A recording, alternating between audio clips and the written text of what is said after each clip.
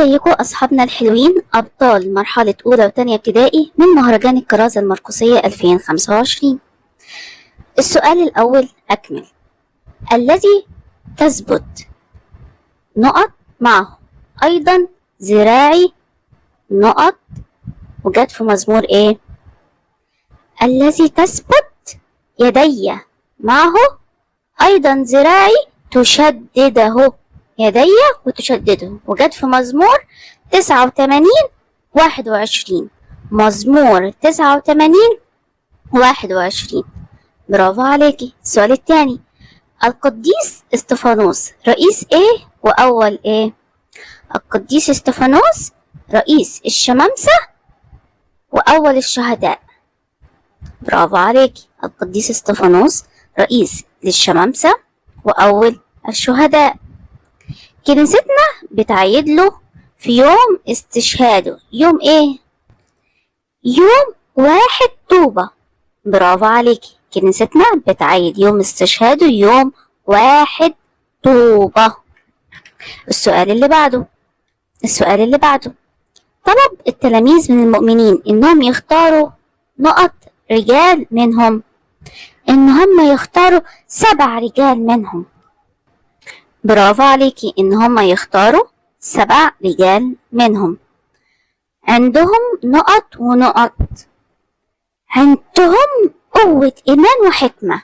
برافو عليكي. عندهم قوة ايمان وحكمة. يبقى طلب التلاميذ من المؤمنين ان هم يختاروا 7 رجال منهم عندهم قوة ايمان وحكمة. السؤال الثاني، اختر الاجابة الصحيحة. اتذكرت قصة استفانوس في إنجيل متى ولا أعمال الرسل ولا سفر المزامير؟ لا، قصة استفانوس جت في أعمال الرسل إصحاح 6، جت في أعمال الرسل. برافو عليكي. قصة استفانوس جت في أعمال الرسل. السؤال الثاني، تم اختيار 7 شمامسة علشان يساعدوا في الكرازة ولا خدمة المحتاجين ولا المعمودية؟ لا، علشان يساعدوا في خدمة المحتاجين. برافو عليكي. تم اختيار 7 شمامسة علشان يساعدوا في خدمة المحتاجين. سؤال رقم 3، استشهد القديس استفانوس لما رجموه ولا قطعوا راسه ولا سجنوه؟ لا، لما رجموه. استشهد القديس استفانوس لما رجموه. برافو عليكي. استشهد القديس استفانوس لما رجموه. رقم 4، استشهد القديس استفانوس يوم 1 طوبة ولا 12 طوبة ولا 21 طوبة؟ لا، القديس استفانوس استشهد يوم 1 طوبة. 1 طوبة. برافو عليكي. السؤال الثالث، ده علامة صح أو غلط. 1، القديس استفانوس ما كانش بيقدر يجاوب على أسئلة الناس الغير مؤمنين، ما كانش بيقدر يجاوب. طبعا غلط، كان بيقدر يجاوب. برافو عليكي. الإجابة غلط. القديس استفانوس كان بيقدر يجاوب على أسئلة الناس الغير مؤمنين. السؤال الثاني صح وغلط. الناس الأشرار كذبوا وقالوا كلام ما حصلش عن القديس استفانوس، ده حصل ولا لا؟ أيوه حصل، صح. الناس الأشرار كذبوا وقالوا كلام ما حصلش عن القديس استفانوس. برافو عليكي. السؤال اللي بعده، القديس استفانوس طلب من ربنا إن يغفر لليهود وقال يا رب لا تقب لهم هذه الخطية. صح. أيوه صح، الإجابة صح. القديس استفانوس طلب من ربنا إن هو يغفر لليهود وقال يا رب ما لا تقم لهم هذه الخطية. برافو عليكي. القديس استفانوس كان وقت المحاكمة خايف ومتضايق؟ غلط. القديس استفانوس كان وقت المحاكمة مش خايف ولا مش متضايق، كانش خايف ولا متضايق. غلط. طب الإجابة السؤال اللي بعده، القديس استفانوس نال إكليل الشهادة بعد ما قطعوا راسه؟ غلط. لا، نال إكليل الشهادة لما هم ركموه، مش بعد ما قطعوا راسه. الإجابة غلط، هو مات بالرجم. برافو عليكي. الدرس الثاني هنقول أسئلته اللي هو بيتكلم عن القربانة. أول سؤال، القربان بيتخبز في مكان اسمه ومعناه؟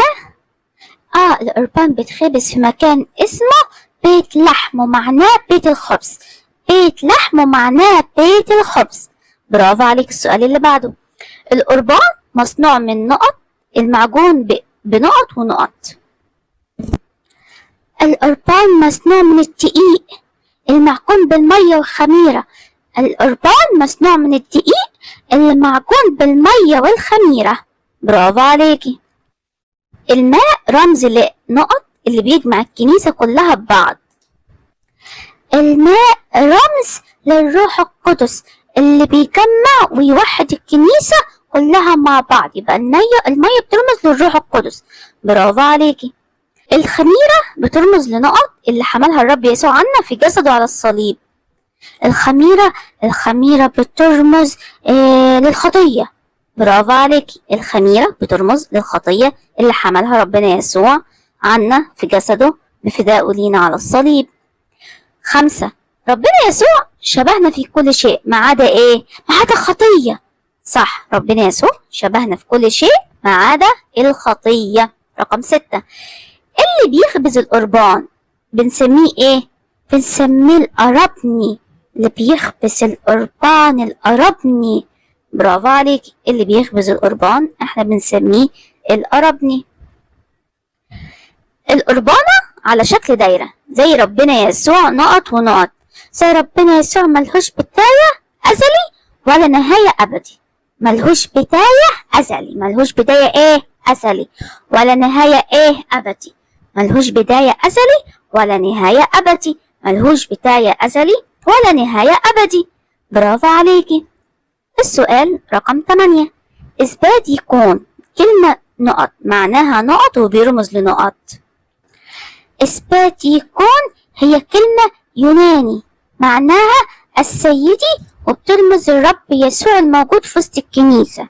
يبقى إثبات يكون هي كلمة يوناني، بس كلمة يوناني ومعناها السيدي السيدي السيدي، وبيرمز للرب يسوع الموجود في وسط الكنيسة. كنيسة يعني إثبات يكون هي كلمة يوناني ومعناها السيدي وبيرمز للرب يسوع الموجود في وسط الكنيسة. كنيسة.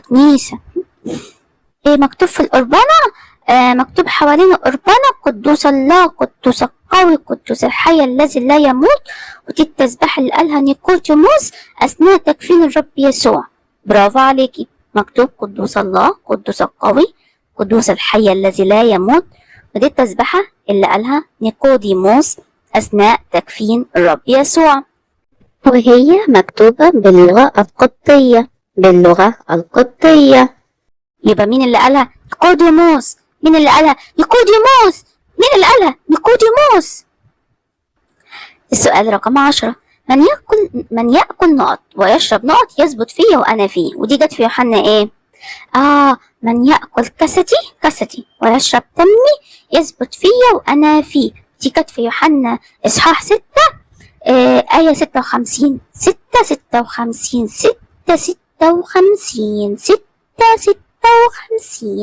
جت في يوحنا 6:56. من يأكل كستي ويشرب دمي يثبت فيا وأنا فيه. يوحنا 6:56. برافو عليكي. من يأكل جسدي ويشرب دمي يثبت فيا وأنا فيه. يوحنا 6:56. السؤال الثاني، اختر الإجابة الصحيحة. القربان بيكون بدون ملح لأن بيرمز لجسد المسيح ولا دم المسيح؟ طبعا القربانة بترمز لجسد المسيح. جسد المسيح. القربانة بترمز لجسد المسيح. برافو عليك. القربانة بترمز لجسد المسيح. 2.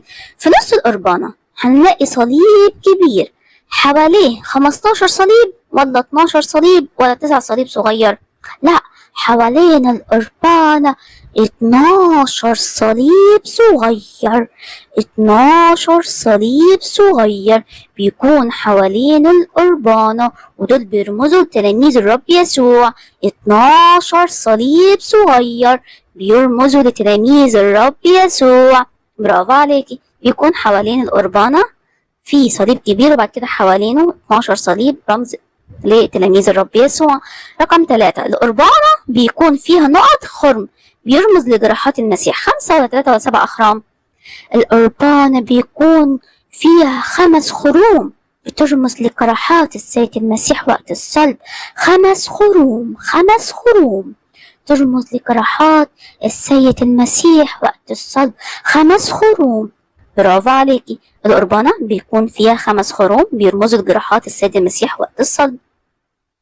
السؤال اللي بعده، أبونا بيختار قربانة واحدة في مجموعة قربان بيكون عددهم فرد ولا زوجي؟ السؤال رقم 4. أبونا بيختار القربانة بتكون فرد ولا زوجي؟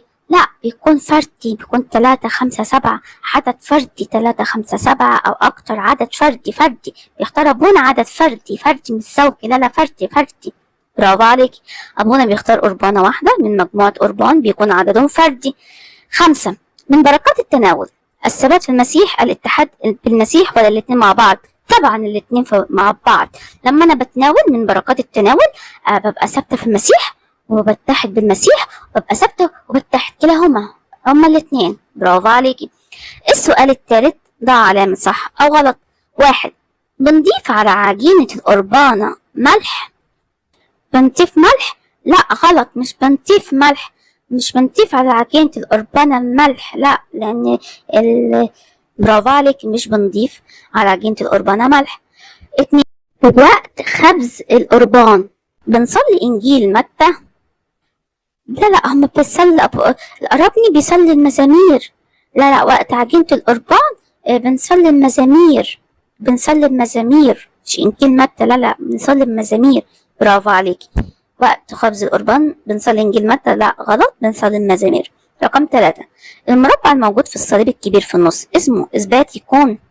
أيوة صح، الإجابة صح. المربع الموجود في الصليب الكبير في النص اسمه إثبات يكون. أيوة اسمه إثبات يكون. برافو عليك. رقم 4.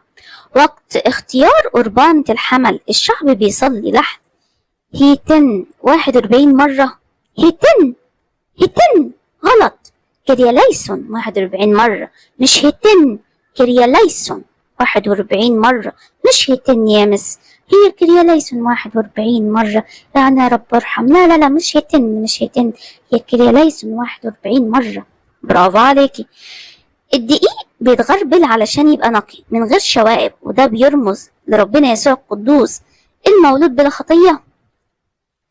أيوة صح، الدقيق بيتغربل عشان يبقى نقي من غير شوائب، ده بيرمز لربنا يسوع القدوس اللي بلا خطية. إجابة صحيحة.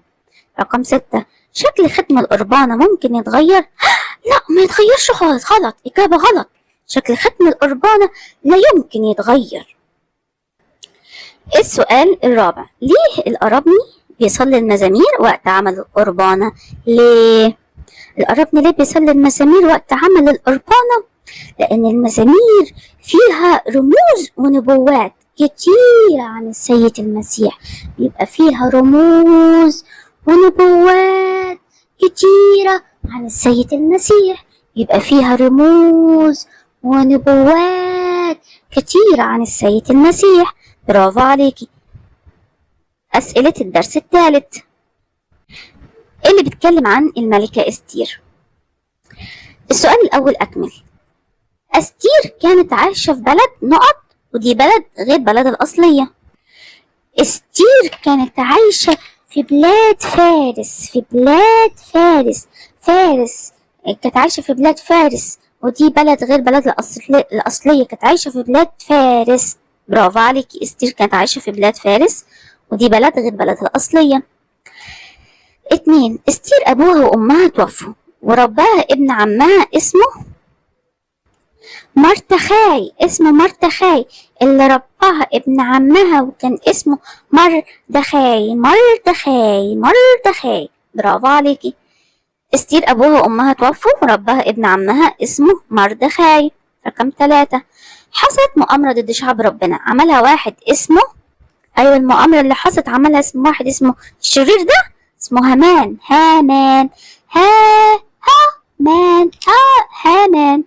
عملها واحد اسمه هامان. 4. استير طلبت من مردخاي يجمع كل اليهود ويطلب منهم الصوم والصلاة لمدة كام يوم؟ استير طلبت منهم الصوم والصلاة لمدة 3 أيام. 3. 1 2 3 يبقى 3 أيام. 1 2 3 3 أيام. برافو عليكي. استير طلبت من مردخاي يجمع كل اليهود ويطلب منهم الصوم والصلاة لمدة 3 أيام. 5. فاستجب لأصوات الذين ليس لهم نقط غيرك، الذين ليس لهم رجاء. فاستجب لأصوات الذين ليس لهم رجاء غيرك، ودي كانت في تتمة استير 14-19. هو قصة عن استير، تبقى تتمة استير و14 وبعدها 19. برافو عليكي، جت في تتمة استير 14 وبعدها 19. 6. لما عرف الملك المؤامرة غضب جدا وأمر بموت مين؟ أمر بموت هامان. أمر بموت هامان. برافو عليكي. لما عرف الملك المؤامرة غضب جدا وأمر بموت هامان. 7. انتصر الشعب وفضلوا يحتفلوا بالنجاح ده كل سنة في عيد اسمه ايه؟ كان اسمه ايه العيد اللي بيحتفلوا بيه؟ عيد الفوريم. عيد الفوريم. عيد الفوريم. عيد الفوريم. ريم، عارف ريم؟ عارفاه. يبقى الفوريم. عارف ريم؟ ما قلنا عارفينها، يبقى الفوريم. السؤال اللي بعده، نقط كانت مطيعة لمردخاي جدا. اكيد كانت مطيعة لمردخاي دي استير كانت مطيعة لمردخاي جدا. استير الملكة كانت مطيعة لمردخاي جدا. برافو عليكي، استير كانت مطيعة لمردخاي جدا. 9. اتغاظ هامان من عدم سجود نقط ليه. هامان كان متغاظ من مين؟ هامان كان متغاظ من مردخاي. هامان متغاظ من مردخاي عشان مش بيسجد له. هامان هامان متغاظ من مردخاي عشان مش بيسكت له. برافو عليكي. السؤال الثاني، اختاري الإجابة الصحيحة. ربنا أعطى استير نعمة من بين نقط فتيات لتكون ملكة. من بين 3 فتيات ولا 5 فتيات ولا 7 فتيات؟ ربنا أعطى لاستير نعمة من بين 7 فتيات. 7 زي أسرار الكنيسة ال7 كده، من بين 7 فتيات. برافو عليكي، ربنا أعطى لاستير نعمة من بين 7 فتيات لتكون هي الملكة. 2. هامان كان من رجال الملك المحبوبين لدرجة انه خلاه يكون سفير رئيس امير على كل الوزراء. كان هامان رئيس على كل الوزراء. رئيس. برافو عليك، كان هامان رئيس على كل الوزراء. شعب ربنا لما سمعوا خبر المنشور بكوا وصاموا، شكروا ولا سجدوا؟ لا طبعا قعدوا يبكوا ويصوموا لما سمعوا المنشور الخطير ده. يبكوا ويصوموا ويبكوا. برافو عليكي، شعب ربنا لما سمعوا خبر المنشور بكوا وصاموا. لما دخلت استير للملك نقط الملك بوجود استير فرح حزن غضب؟ لا، فرح. لما دخلت استير الملك فرح بوجود استير. برافو عليكي. 5. اختار استير علشان تبقى ملكة. ملك العراق ولا ملك الروم ولا ملك فارس؟ مين الملك اللي اختار استير عشان تكون ملكة؟ ملك فارس هو اللي اختار استير ان هي تكون ملكة. برافو عليكي. السؤال اللي بعده، السؤال الثالث ده علامة صح او غلط. رب استير مردخاي ابن خالتها التي كانت تحبه جدا. غلط، ابن عمها مش ابن خالتها. كان مردخاي ده ابن عمها مش ابن خالتها. برافو عليكي. 2. استير كانت مطيعة لمردخاي جدا. صح، استير كانت مطيعة لمردخاي جدا. برافو عليكي. 3. الملك لما اختار استير ملكة كان عارف انها من شعب ربنا؟ لا، ما كانش عارف. خالص، إجابة غلط. الملك فارس ما كانش عارف إن استير من شعب ربنا. لا، ما كانش عارف. برافو عليك، الملك ما كانش عارف إن استير من شعب ربنا. رقم 4. مردخاي سجد لهامان. غلط، مردخاي مرضيش يسجد لهامان. مردخاي مش بيسجد غير لربنا، ما بيرضيش يسجد لهامان خالص. برافو عليك، مردخاي ما سجدش لهامان. 5. لما مردخاي طلب من استير تدخل الملك وافقت على طول؟ لا، قالت لازم الشعب يصلي 3 أيام قبل ما تدخله، وقعدت تصوم وتبكي وتصلي. برافو عليكي. لما مردخاي طلب من استير تدخل الملك ما وافقتش على طول، طلبت الصوم والصلاة قبل ما تدخله. السؤال الرابع، ليه استير في البداية رفضت طلب هامان؟ ليه استير في البداية رفضت طلب هامان إنها تدخل للملك وتطلب من أجل شعبها؟ ليه استير في البداية رفضت طلب مردخاي إنها تدخل للملك وتطلب من أجل شعبها؟ لأن القوانين المملكة تمنع دخول أي شخص للملك. كانت القوانين بتاعت المملكة بتمنع دخول أي شخص للملك إلا إذا الملك طلبه وإن يطالب بإنه يقابله، ولو ما نفذش الطلب وإلا يتحكم عليه بالموت. وده اللي خلى استير في البداية ترفض إنها تدخل، لكن بعد كلام مردخاي ليها غيرت قرارها. برافو عليكي، لأن قوانين المملكة بتمنع دخول أي شخص للملك إلا إذا طلب الملك مقابلته، وإلا يتحكم عليه بالموت. وده اللي خلى استير في البداية ترفض إن هي تدخل للملك، لكن بعد كلام مردخاي ليها غيرت قرارها